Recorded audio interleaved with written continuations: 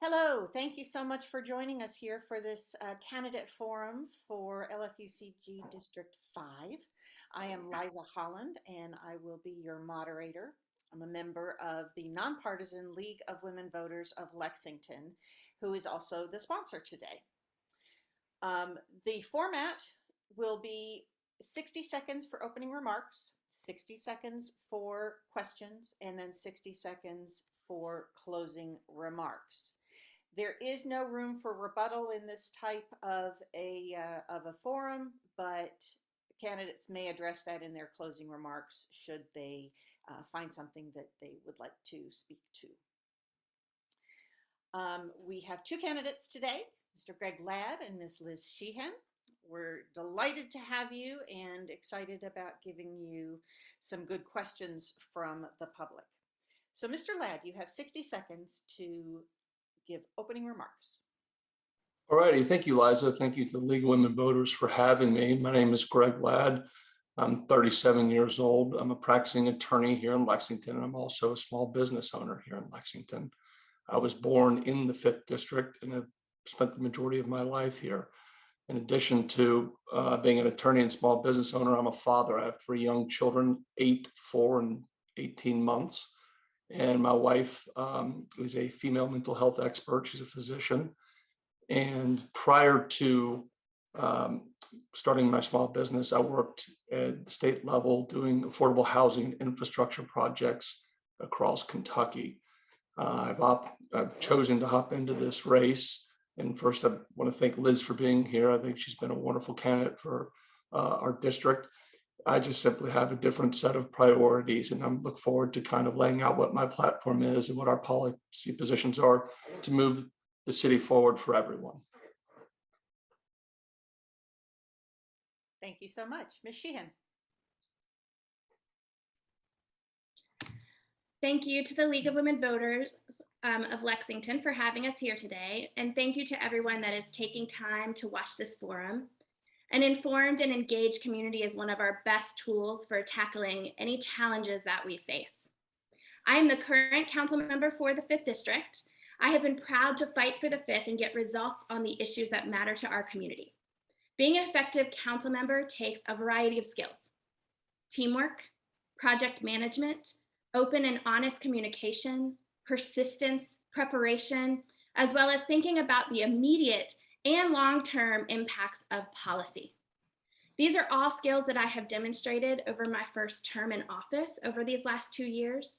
And whether it is getting much needed street repairs in the district, working to preserve our tree canopy from clear cutting, securing funding to address homelessness, working on equity, and so much more, I am always working hard for my district and Lexington as a whole. I'm excited for the opportunity to be reelected, and I look forward to discussing the issues here today. Thank you so much. Ms. Sheehan, you'll take this first question first. What do you most want to accomplish in the coming next 2 years on council should you be reelected? Thank you for that question, Liza. I have been working really hard as the council member for this district, and one of the most important things to me is always representing my district and addressing the district issues particular to the 5th District. So things that my residents come to me with. And I am very committed to remaining very accessible and responsive to my residents, and that is always going to be my priority. And then I also have some things in the pipeline that I would like to continue working on. So things like a complete street policy, which increases pedestrian and bike and all modalities of safety within our city. But then also issues addressing basic needs like housing and public safety within our community. Thank you so much. Mr. Ladd. Yes. So the question was, what's the top priority? What would you most like to accomplish should you be elected for these next 2 years? Yes, ma'am. So there are 2 things. In the short term, public safety. Public safety is a huge issue right now. I say Lexington is the noun, and community is the feeling.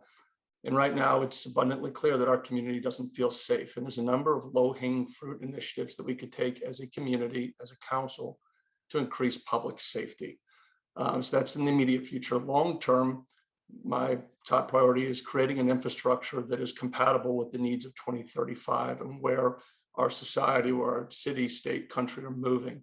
And right now, I'm not seeing that infrastructure policy. We are antiquated in Lexington. We're being outperformed by competitor cities in Chattanooga, Asheville, Greenville, Birmingham, Huntsville. And what these communities are doing to create a modern infrastructure, both physical and technological, to prepare for tomorrow's workforce is in the public domain, and we don't have to reinvent the wheel. And when we talk about these things, I'm not hearing very much in our community about borrowing ideas from other places that will move this needle forward. And I feel like, frankly, we're just slowly falling behind other places. Thank you so much. We'll take this next question first. An important part of your duty as a council person will be helping to pass an appropriate budget. What experience do you have that would qualify you to set a budget for such a large organization? That's a great question. So as a small business owner, we have 5 locations, over 30 employees, and we actually have to set a very tangible accrual accounting budget, which means we have to have the dollars coming in, the dollars going out. What we recently saw from the city council is we passed the highest budget ever. And a lot of those new items require, they took one-time lump sum funds to create recurring liabilities. In the private sector, that does not happen. You can't do that.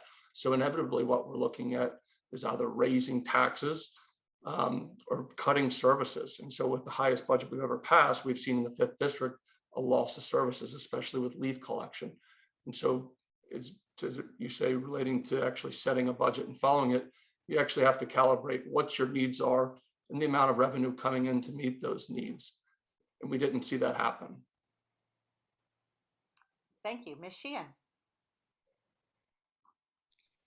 So our budget process is one of the biggest things that we do as council members. We are in charge of passing and approving a balanced budget through our council process. I was the only council member that attended every budget session with our mayor's office before the mayor's proposed budget even came to council. So I dedicated significant time into understanding every aspect of our city's budget.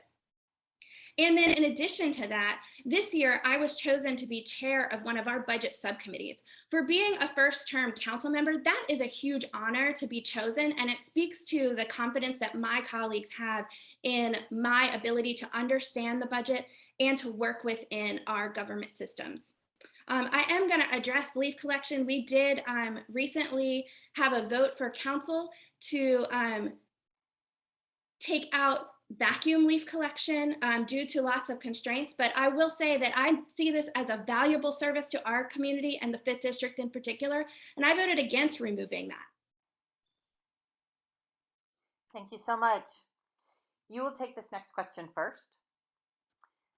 We are in the process of updating our comprehensive plan, but in the 2008 comprehensive plan, it encouraged infill and redevelopment as Lexington's main growth strategy. What specific implementation aspects of the comprehensive plan worked, and what challenges still need to be addressed? You know, our policies around land use and growth are one of the things that are discussed the most in our community for long-term policy. And there are a couple different things that have happened even just this year that I have been able to support. With infill and redevelopment, we have been able to support projects through the council that increase housing density. So that's one piece. In addition, we've been able to support multi-use development. So things that incorporate business, commerce, and housing all in one. We have also been able to provide a new source of incentive for developers that allows funds for specifically infill and redevelopment projects. Now, some of the challenges, it's usually that, you know, neighborhoods and our communities sometimes have a hard time with change. So thinking about infill means you have to have housing, increased density in existing neighborhoods. And sometimes those conversations can be very hard. Mr. Ladd. Yeah, so an aspect of the comprehensive plan that has been successful is the reallocation of certain plots for light industry and for economic development. I know that's been a large concern, and I think as we move forward, we need to keep that first and foremost. But as we grow, we need to be conscientious of how we grow and where we grow, and most importantly, how we finance that. So we're talking about expanding the urban services boundary. Any project by either at the state level, the federal level, or in the private sector, where you're talking about new development, is accompanied by a feasibility study. And feasibility means, do the new residents in this new area have the ad valorem available to pay for the maintenance of the critical infrastructure there? And that's a conversation that's I'm not hearing from anyone.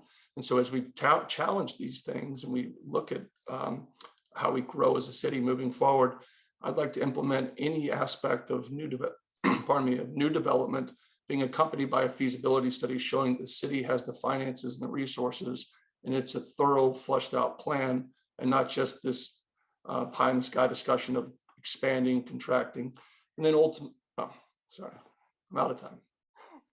Thank you so much. You'll go ahead and take this next question first. The debate surrounding Lexington Soccer Club's proposed youth fields on Newtown Pike really presented an interesting case for balancing new development for protecting current business interests and our agricultural areas. Where do you stand on that kind of situation? And generally, what's your stance on expansion and development versus protecting business interests?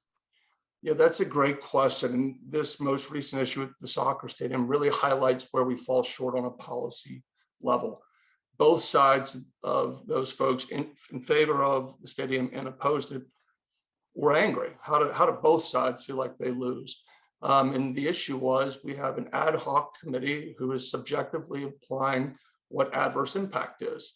And there's no parameters on that. So what I did is I called someone from Manchester, Vermont, where they have a very clear delineation between commercial and private and agrarian property, and asked them, how do you define adverse impact? And it's thoroughly fleshed out. It's in the public domain. And actually the guy who wrote the policy, of all kind of randomly, is from Moorhead, Kentucky. So I had a nice Wildcats chat.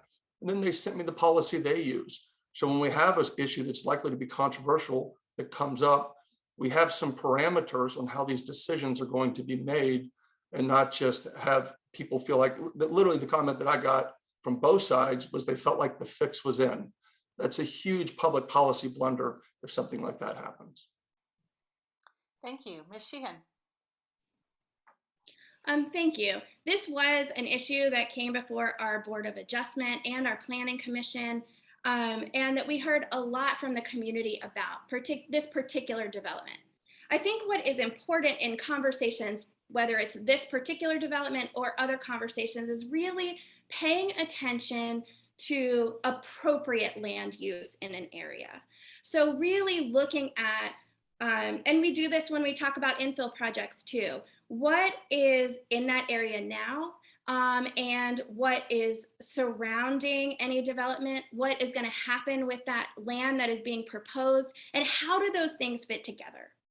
So right now, we actually have a task force, the Goal 4 work group, that is establishing a process for making decisions just like this. And this is a piece of our overall comprehensive plan, which is our document that's required by state law to guide our long-term growth. They are establishing a process for us to use in the future to be able to determine what land uses are appropriate for a particular section, and when and if we are having these conversations about expansion. Thank you so much. You'll take this next question first. The pandemic has really exacerbated problems with mental health in our community. And we see that through an increased number of overdoses and increased demand for mental health services. What, from a council perspective, do you think we can do to try to address this issue? Ms. Sheehan, you go first. Thank you. So my PhD is in psychology. I care a lot about mental health and well-being within our community. And this is something that I set in that I add to, like what I call basic needs. And that is something that we need. Basic needs are something that our government should be focusing on. So housing, public safety, food access, and mental and physical health. I have worked with folks in our government that work on substance use intervention. I actually had an item in committee and I had them come present recently about interventions that they are doing within the community. We've had Narcan expansion programs and provided some funding for that, and opportunities to pursue grants. We also, I think one of the big long-term steps is we could work towards having a crisis intervention center. So if there are people who are facing a mental health or crisis around social or substance abuse use, that we have a place that we take them instead of taking them to a jail or a holding cell. We can actually use some of our community partners and resources to address those issues in that moment. Thank you. Mr. Ladd. Yes, the pandemic certainly highlighted a major blind spot in our society. We have a tremendous mental health problem right now, and the sources specifically from a lot of different angles. But as a community, what is happening right now is Lexington has become the repository for the mentally ill, the mentally challenged of the surrounding 17 counties. What's happening is if you're mentally ill in, say, Nicholasville or a surrounding county, the local court will have you take an Eastern state for an assessment. They'll hold you for 48 hours. And then those counties don't come back and pick those people up. So Lexington gets saddled with the burden of that. So it's policy and leadership is essential here to understand that issue and say, look, we need to work with surrounding counties. We want to provide services. We need to provide more services and allocate the resources for that. But we need to work with other communities to where we don't end up with a tremendous amount of homelessness. And the majority of that homelessness is folks that are mentally ill and need attention and need medical treatment. And so it's a bifurcated approach of working with those counties around us, and then at the same time making sure that we're adequately allocating our own resources to providing mental health care within our community. Thank you so much. Mr. Ladd, you'll take this next question first. We have been inundated with questions surrounding housing affordability in Lexington. And so Lexington faces challenges across all of our districts with regard to housing affordability, diversity, and accessibility. What do you view the city's role in addressing affordable housing, and how would you recommend prioritizing policy change to address these challenges? Yeah, thank you so much. This is an area that I have a lot of experience, an area that I feel like we fall pretty short. I've actually written an ordinance about this. The very first thing we need to do is really, I would have taken some of this COVID money, for example, here recently, and stepped up our grant writing. We do a wonderful job right now, but there's an agency within the federal government, HUD and CDBG, that work specifically to provide funding for affordable housing. So we need to make sure that the monies that Lexington are receiving are on par with our surrounding counties and Louisville and other places are getting. That's first and foremost. Second, our ad valorem taxing policy is a major issue. It's creating gentrification. It's creating affordable housing problems. We have a progressive tax code. Why we wouldn't easily implement a progressive tax code here for ad valorem tax, to where if you lived in your home for 15 to 20 years and all of a sudden your property taxes are skyrocketing, we could adjust that to where you can afford to stay in your home. And as a bankruptcy client, I have a lot of clients live on the north side of town who've been there for 20, 30 years. They're being moved out because they can't afford their tax bill. And if you're on fixed income, it doesn't matter if it goes up a little bit or a lot, you can't afford to pay it. Thank you. Ms. Sheehan.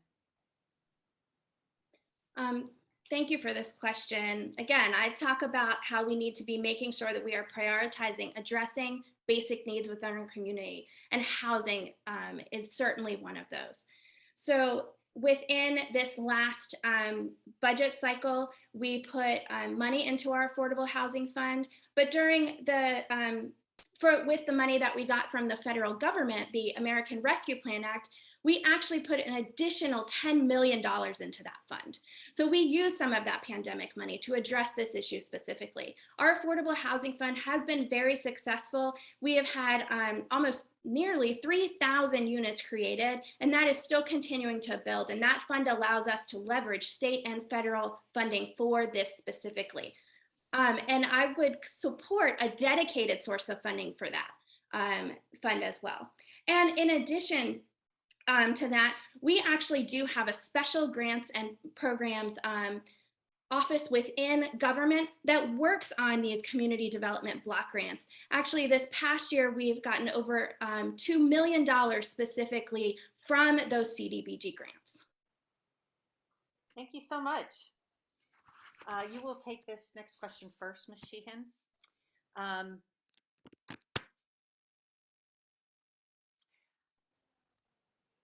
I'm going to go ahead and give you another, like I said, we got so many questions regarding regarding housing, but maybe I'll add this in. If you would comment on the current regulation for accessory dwelling units or ADUs, and whether that's effective, or would you wish to change these regulations? And I'm going to tack on there your opinion about finding affordable housing for the elderly in Lexington. I'm so glad you brought up our senior community. I serve on the Senior Services Commission. We just had a meeting yesterday. They have been true advocates for expanding and addressing housing needs for our senior community. And our accessory dwelling units, or ADUs, they're sometimes called, or granny flats. There's lots of conversations around the term that is being used. That has been one of their initiatives that they have really truly advocated for and pushed. Another thing coming from our Senior Services Commission that you'll be seeing in the community soon is a policy for co-housing that also allows for expanded senior living. So that is definitely an interest of mine and one that I closely follow. Now, when it comes to accessory dwelling units, we did pass a policy to allow for those last year around this time. And actually on October 18th, we're going to have an update from our planning staff that is going to talk to us about how many ADUs have been applied for, how many have been completed, to be able to review that policy as we said we would do a year ago. Thank you. Mr. Ladd. Yeah, so ADUs are an issue that need very special attention. And there's some communities like Greenville and Asheville that have really taken a very close look at how they can increase housing affordability through ADUs. The flip side of that argument is it does have the potential to, I don't want to say, to disturb the neighborhood fabric as it exists. There's a lot of opposition to them as well. And so how and where you permit ADUs, and how and where and when they become accessible, and the number of applicants and the number of permits that are issued is something that needs to be studied.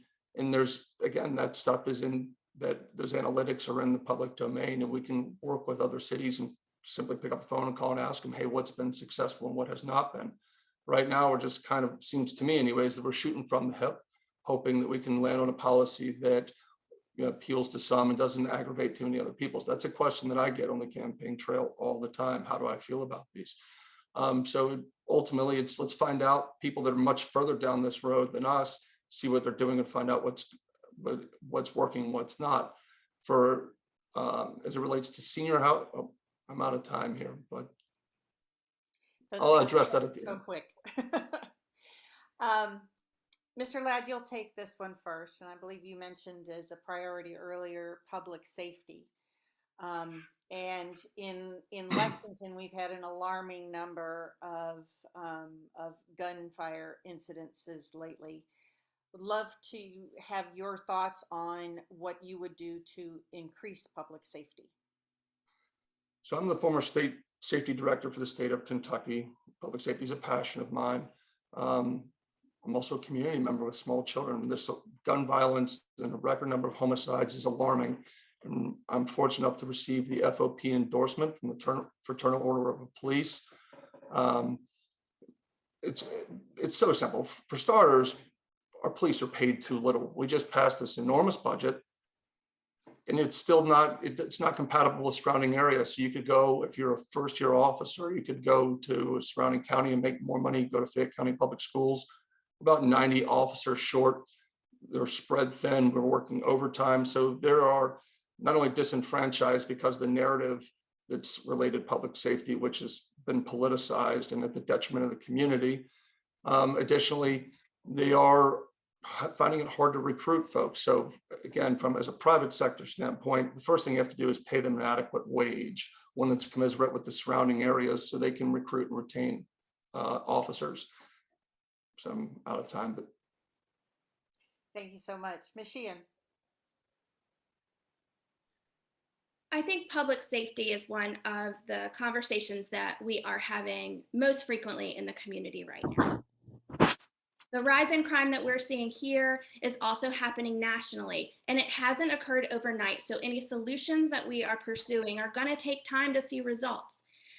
Now, with regard to policing, enforcement is one piece of this, right? And we do have an officer shortage, but we have just recently awarded over $5 million, not over, but $5 million to retention and recruitment for our public safety domains, which includes corrections, E911, and police. And we have been having negotiation between the mayor's administration and the FOP about additional benefits that we might be able to provide for our police. Within that, though, enforcement is only one piece. We also need to be looking at prevention and intervention. And we have things that are going on to provide workforce training, opportunities within our community for our youth, and youth mentoring, all to look at these prevention and intervention sides. I'm going to stop there, but there's a lot of conversation we can have around this. Thank you so much. This will be our last question before we turn to closing remarks. So meaningful public participation is vital to responsive local government. What are some innovative approaches that you would advocate for to make government processes more accessible, equitable, and transparent? And Ms. Sheehan, you'll take this first. So I am an educator. I'm a faculty member over at UK, and I think about how to educate and engage people on issues all the time. Like that's what I do as a teacher. So I think pulling in opportunities to get our public more engaged is important. Like I said at the very beginning, having informed and engaged public is one of our best tools in this community. So I think we can do more to educate people about what they can already do. So they can come and give public comment at a council meeting. They can email us, call us, write a letter, attend our town halls, all of those things that are available. We've been doing a lot more electronic communication with surveying. Those kinds of things would help. We're also working with Civic Lex on ways that we can revise or redo our public engagement overall. And they have recently presented data and feedback from the community on ways that we could do that. So I'm very interested in moving forward on some of those recommended actions. Thank you so much, Mr. Ladd. Yes, ma'am. So we live in the information age. We need to cycle faster. We need to invest in diversity and inclusion and find a way with tools that are available to do that. So I've already written an ordinance that I look forward to putting in front of council and folks to develop what I would simply call a Lex app. It's an app that you can put on your phone. We could develop it that would inform community members about issues that are going on relative to different areas of interest. And that's something that really helps break down those siloed barriers, not just amongst the 5th district, but of the entire community, where they can stay engaged and informed about upcoming events as it relates to whether it be public safety, infrastructure, leaf vacuum cleanup, things of those nature, to where it's a one-stop repository. Attending town halls and trying to take messages to other people and using these antiquated means of communicating and engaging, really ultimately what happens is the good ideas get drowned out. So as a council person, I would first and foremost like to see us utilize some technology to where folks can more easily engage within the community. Thank you so much. This has been a wonderful forum. We really appreciate your very well thought out thoughts. We're moving now to closing remarks. And once again, courtesy of random.org, we have got an order of go. And Ms. Sheehan, you will go first. Thank you again to the League of Women Voters of Lexington and everyone who is taking the time to watch this forum. As a council member, I have gotten results for our community, from higher level policy down to pothole repair. A vote for me is a vote for proven effectiveness and experience working within government here in Lexington, and a vote for understanding the nuances of what makes our community different and having the relationships needed to get that work done. I have endorsements from our current vice mayor, 3 current and former council members, and former Mayor Gray, who all know what it takes to be successful in this position. If you have any unanswered questions after today, you can find all of my contact information on my website, lizforlex.com. And of course, you can call on me in my official council office in the Government Center. Let's continue working together to preserve the uniqueness of Lexington while shaping our future. I ask for your vote in the general election in November to re-elect me as your 5th District Council member. Thank you. Thank you so much. And Mr. Ladd. Yeah, thank you. Thank you to everyone who's watching. Thank you to the League for inviting me. It's a very critical election. And I'm excited as someone who was born and raised in the 5th District to know the personality of this district. And I've called Lexington my home my entire life. And I'm excited about the prospect of taking us forward into the future. So what we're doing right now in large part is advocacy work that looks at problems that have been in existence since 2000, 2014. My hope is to create a culture of policy that carries us to 2035 and is focused on what our needs are in 2035 and what we need to do to be competitive and be the best version of ourselves then.